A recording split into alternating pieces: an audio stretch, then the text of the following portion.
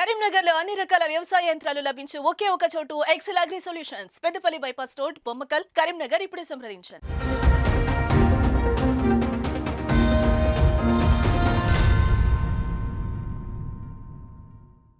Welcome to Suman TV Karimnagar. నా పేరు స్నేహ. Today Karimnagar bulletin కి స్వాగతం. ముందుగా హెడ్లైన్స్. ఘనంగా నల్లగొండ శ్రీ లక్ష్మీ నరసింహస్వామి రథోత్సవం హాజరై మొక్కులు చెల్లించుకున్న ఎమ్మెల్యే కవ్వంపల్లి సత్యనారాయణ. సుభాష్ నగర్ లో దారుణం, భర్తను కట్టేసి కొట్టి చంపిన భార్య.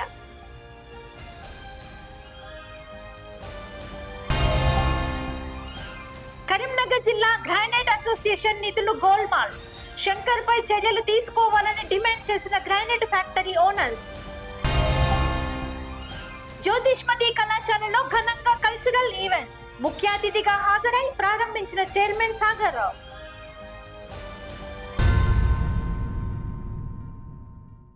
కరీంనగర్ జిల్లా తిమ్మాపూర్ మండలం నల్లగొండలో శ్రీ సీతారామ లక్ష్మీ నరసింహస్వామి రథోత్సవం ఘనంగా జరిగింది. చుట్టుపక్కల గ్రామాల ప్రజలే కాకుండా ఇతర జిల్లాల నుండి భక్తులు తెల్లవారుజాము నుండే రథంపై ఉన్న స్వామి వారిని దర్శించుకొని మొక్కులు తీర్చుకున్నారు. స్థానిక ఎమ్మెల్యే కవ్వంపల్లి సత్యనారాయణ స్వామి వారిని దర్శించుకొని ప్రత్యేక పూజలు చేశారు. ఈ సందర్భంగా ఎమ్మెల్యేకు ఆలయ కమిటీ చైర్మన్ బండారిపల్లి లక్ష్మణ్, డైరెక్టర్లు పూర్ణ కుంభంతో స్వాగతం పలికి శాలువా కప్పి ఘనంగా సన్మానించారు. ఎమ్మెల్యే వెంట మండల అధ్యక్షులు మోరపల్లి రమణారెడ్డి, ఎంపీటీసీ కొత్త తిరుపతి రెడ్డి, ముప్పిడి సంపత్ రెడ్డి, నరసింహారెడ్డి, శ్రీనివాస్, కాంగ్రెస్ పార్టీ నాయకులు ఉన్నారు. ఈ సందర్భంగా ఎమ్మెల్యే మీడియాతో మాట్లాడారు. పార్లమెంట్ ఎన్నికల్లో కాంగ్రెస్ పార్టీ అన్ని సీట్లను గెలుచుకొని కేంద్రంలో అధికారంలోకి రావడం ఖాయమన్నారు. ధర్మం పేరుతో ప్రధాని మోడీ ప్రజలను మోసం చేస్తున్నారని మండిపడ్డారు. రైతులకు కాంగ్రెస్ ప్రభుత్వం అండగా నిలుస్తుందని స్పష్టం చేశారు.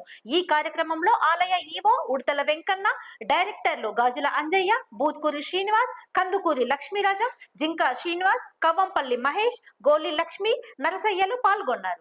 శ్రీ సీతారామ లక్ష్మీనరసింహ స్వామి బ్రహ్మోత్సవాలకు చేసిన భక్తులకు మరియు అందరికి కూడా మంచి ప్రాప్తించాలని, ఈ బ్రహ్మోత్సవాల్లో పాల్గొన్న ప్రతి భక్తులకు కూడా మంచి జరగాలని, లక్ష్మీనరసింహ స్వామి ఒక మహిమగల దేవుడని అందరూ కూడా విశ్వసించి ఇక్కడికి వస్తూ ఉన్నారు.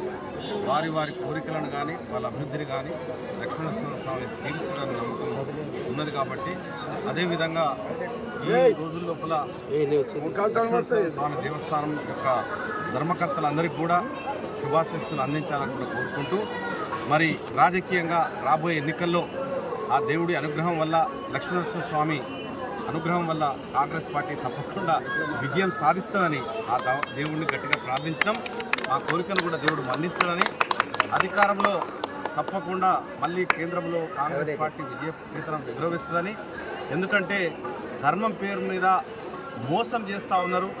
ఈరోజు మోడీ గారు ఎలక్షన్ బాండ్ల పేర్లతో వేల కోట్ల రూపాయలను బెదిరించి తీసుకున్నటువంటి సంఘటనను మనం చూస్తూ ఉన్నాము. మరి దైవ సన్నిధిలో ఉన్నాం కాబట్టి దేవుణ్ణి మనస్ఫూర్తిగా మేము ప్రార్థిస్తూ ఉన్నాం, చిత్తశుద్ధితో ప్రార్థిస్తూ ఉన్నాం. అదేవిధంగా రైతుల కష్టాలను తీర్చాలని, అకాల వర్షాలలో నష్టపోయిన రైతులకు కూడా ప్రభుత్వం అండగా ఉంటుందని, రాబోయే రోజుల లోపల సకాలంలో వర్షాలు వచ్చి దేవుడు ఆశీర్వదించాలని కోరుకుంటూ, కరీంనగర్లోని సుభాష్ నగర్ లో దారుణం చోటు చేసుకుంది. భర్తపై వేడి నీళ్లు పోసి మరో ఇద్దరి సహాయంతో కట్టేసి కొట్టడంతో భర్త మరణించాడు. కరీంనగర్లోని సుభాష్ నగర్ లో దారుణం చోటు చేసుకుంది. భర్తపై వేడి నీళ్లు పోసి మరో ఇద్దరి సహాయంతో కట్టేసి కొట్టడంతో భర్త మరణించాడు. తీవ్ర గాయాలతో హేమంత్ను భార్య ఆసుపత్రికి తరలించగా చికిత్స పొందుతూ మృతి చెందినట్లు పోలీసులు తెలిపారు.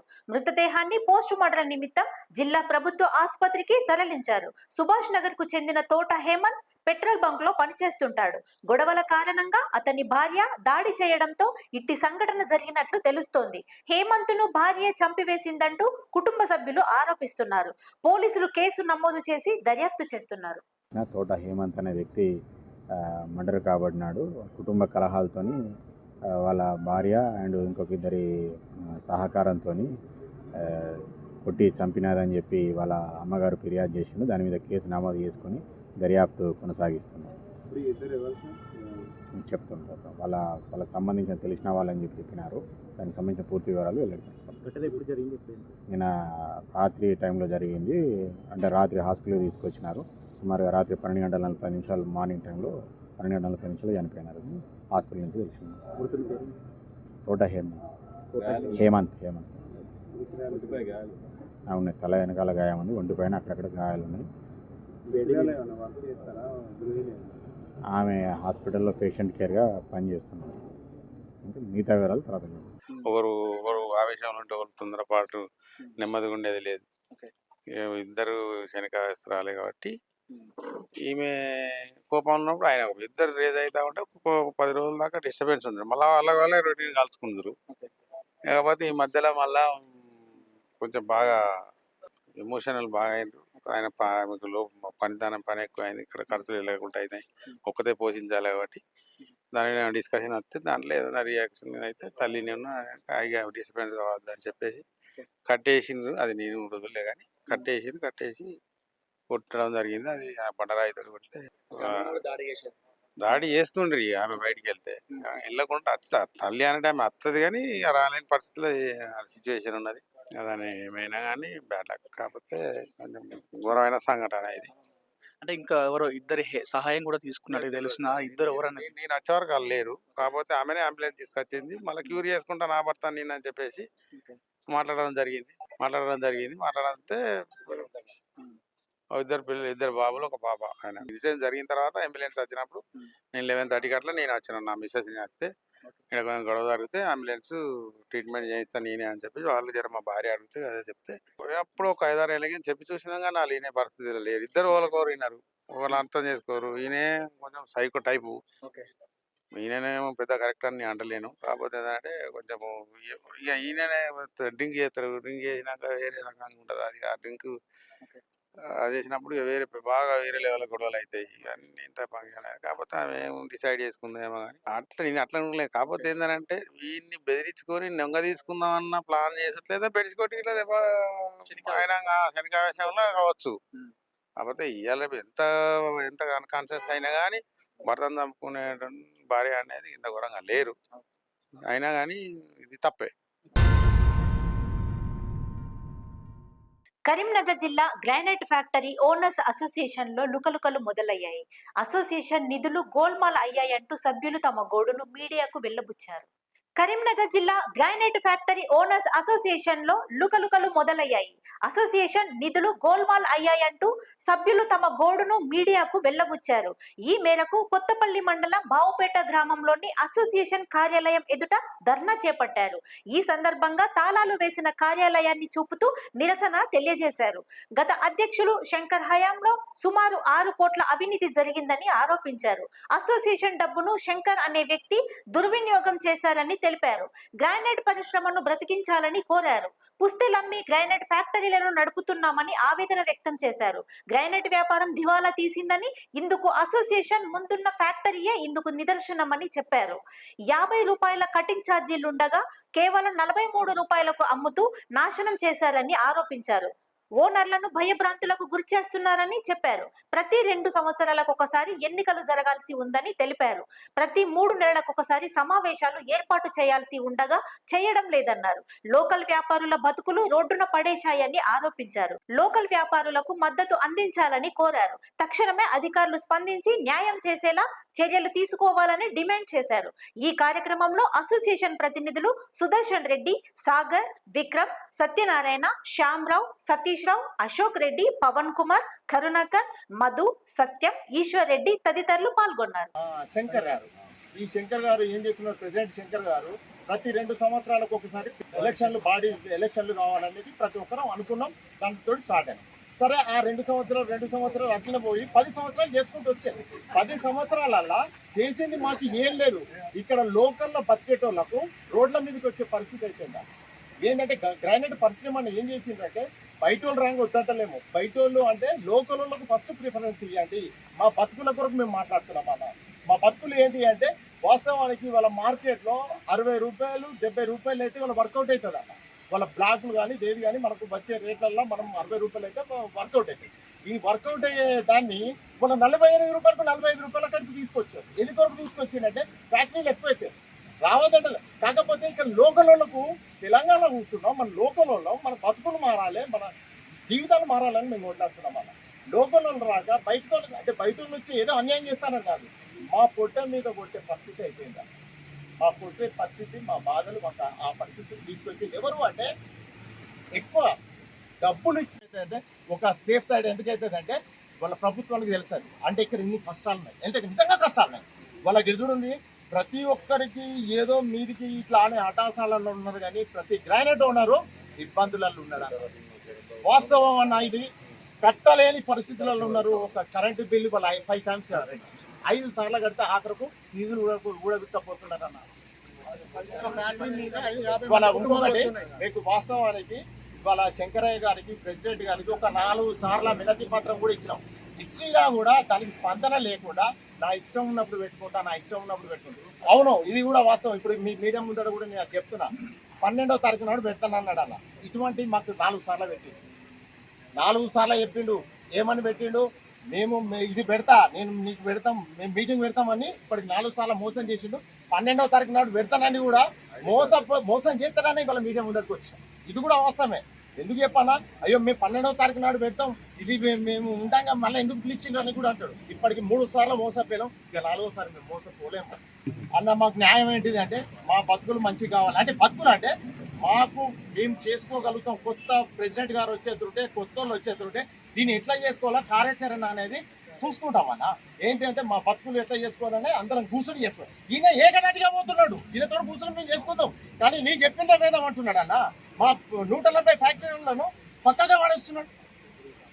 దీంట్లో 20 మందో 30 మందో ఉంటారన్న. దాంట్లో ఈసీ మెంబర్లు ఉంటారు కావచ్చు. దాంట్లో ఇంకొకటి, మీ పత్రిక ముఖంగా, మీ మీడియా ముఖంగా నేను కూడా ఒక ఈసీ మెంబర్ని. దీంట్లో వైస్ ప్రెసిడెంట్ను, వాళ్ళ వైస్ ప్రెసిడెంట్గా నేను వ్యతిరేకిస్తున్నా. ఎందువరకు వ్యతిరేకిస్తున్నా అంటే ఆయన ఇంకా దీని మీద నా మీద ఎన్నో కామెంట్లు చేయొచ్చు. దయచేసి ప్రతి ఒక్కసారి నేను ఇది అన్యాయం అని చెప్పుకుంటూ వస్తున్నా. డబ్బులు ఎన్ని ఉన్నాయి అనేది కూడా మీకు వాస్తవానికి 4 కోట్ల నుంచి 6 కోట్ల మధ్యలో ఉన్నట్టున్నాయి. ఈ 6 కోట్లు ఉన్నాయి దేని కొరకు సేవా కార్యక్రమాలు చేస్తున్నాం. ప్రతి ఒక్కదానికి సేవా కార్యక్రమాలు చేస్తున్నాం.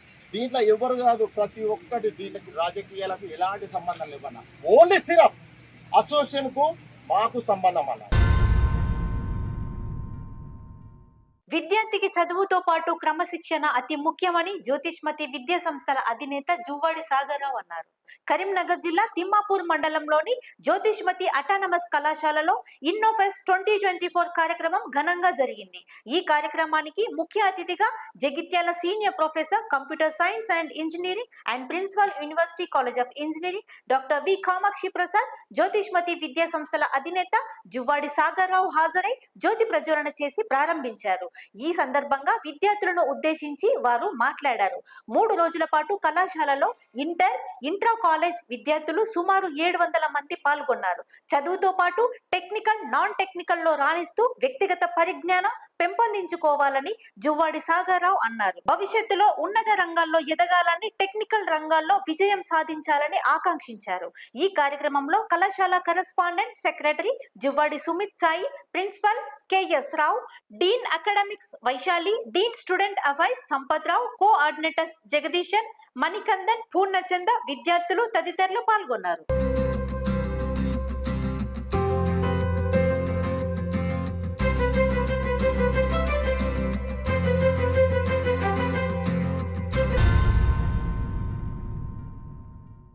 కరీంనగర్ జిల్లా తిమ్మాపూర్ మండలంలోని మహాత్మా జ్యోతిబాపులే పాఠశాల సమీపంలోని ఓ వ్యవసాయ బావిలో బీటెక్ విద్యార్థి మృతదేహం లభ్యమైంది. కరీంనగర్ జిల్లా తిమ్మాపూర్ మండలంలోని మహాత్మా జ్యోతిబాపులే పాఠశాల సమీపంలోని ఓ వ్యవసాయ బావిలో బీటెక్ విద్యార్థి మృతదేహం లభ్యమైంది.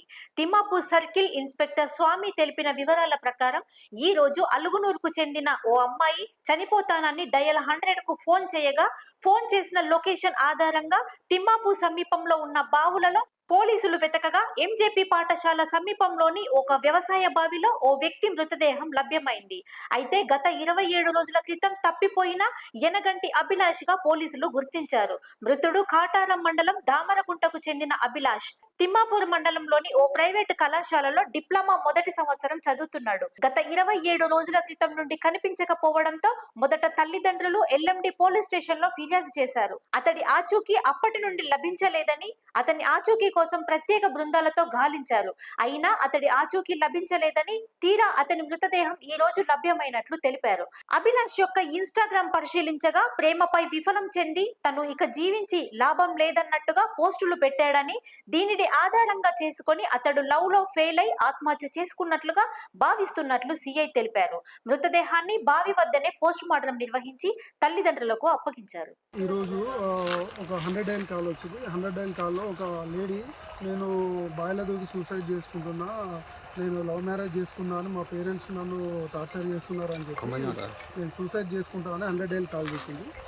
100 డైల్ కాల్ చేసిన తర్వాత బాయిలో దూకుతా అన్నదని మా పోలీస్ పార్టీని కొంచెం ఇచ్చి బాయిలన్నీ చెక్ చేస్తుండగా ఈరోజు ఇక్కడ శ్రీ చైతన్య కాలేజ్ పక్కన ఒక బావిలో ఒక మేల్ డెడ్ బాడీ కనబడింది. అయితే దాన్ని డెడ్ బాడీ బయటికి తీసి చూసేసరికి బాడీ పైన ఉన్న బట్టలు, తర్వాత ఆ జేబులో ఉన్న సెల్ ఫోన్ బట్టి బాడీ ఇంతకుముందు ఎల్ఎండి పోలీస్ స్టేషన్లో మిస్ అయిన అభి అనే అబ్బాయిగా గుర్తించిండు.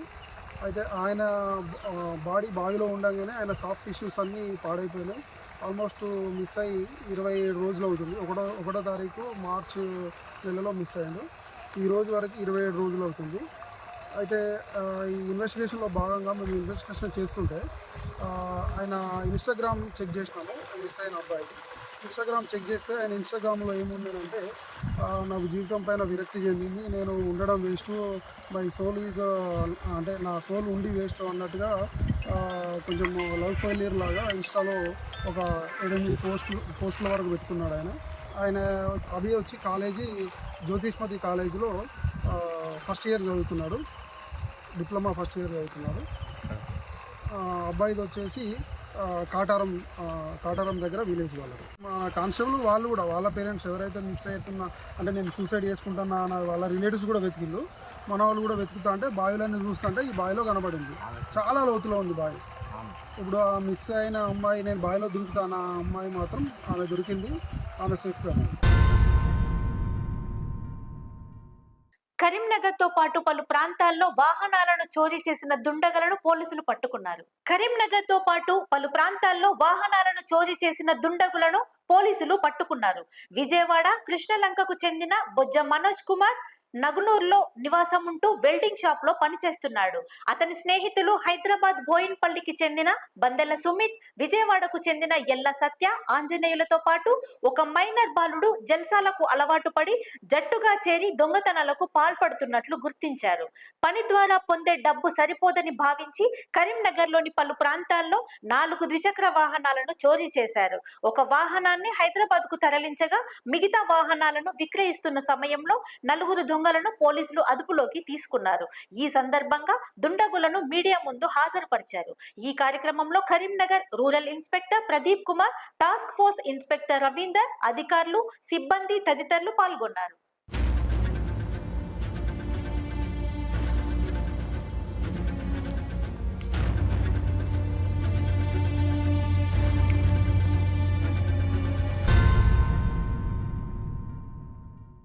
కరీంనగర్ జిల్లా తిమ్మాపూర్ మండలం నుస్తులాపూర్ ప్రాథమిక వ్యవసాయ సహకార సంఘం సర్వసభ్య సమావేశం సాఫీగా సాగింది. అధ్యక్షులు గుజ్జుల రవీందర్ రెడ్డి అధ్యక్షతన నిర్వహించారు.